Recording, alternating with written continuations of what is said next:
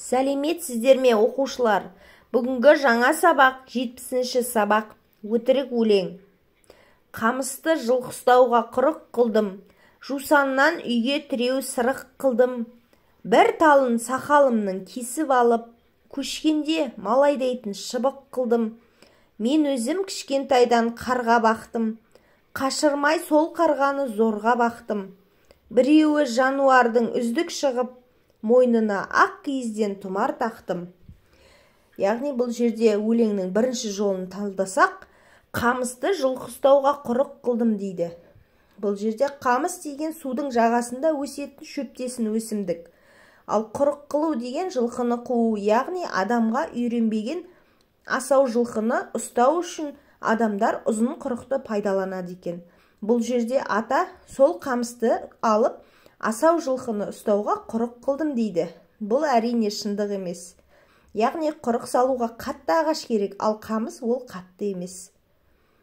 Өлеңнің екінші жолын талдасақ, жусаннан үйге тіреу сырық қылдым. Яғни жусан деген шала бұта өсімдік. Тіреу сырық деген киіз үйдің қабырғасына салатын ағаш тіреуіш. Енді бұл жерде ата айтып тұр. Жаңағы жусан деген бұтамен киіз үйдің қабырғасын жасадым дейді. Бұл әрине шындыққа жанаспайды. Тіреу сырық деген ол қатты ағаштан жасалады.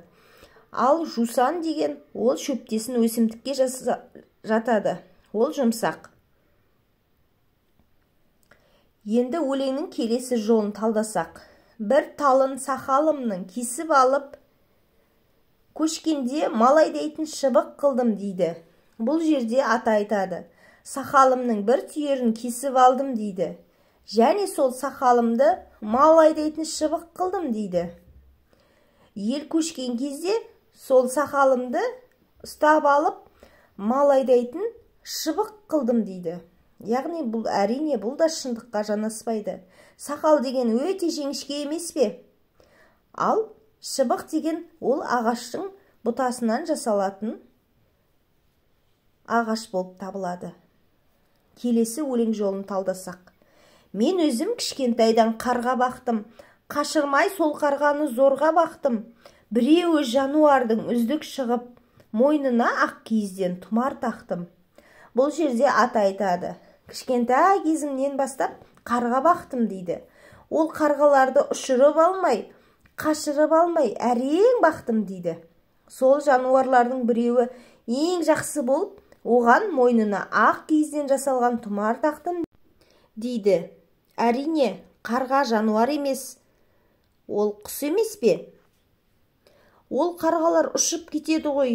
Мұның бәрі әрине өтірік өлең.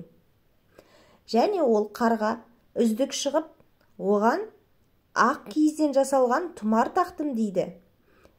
Әрине, мұның бәрі өтірік.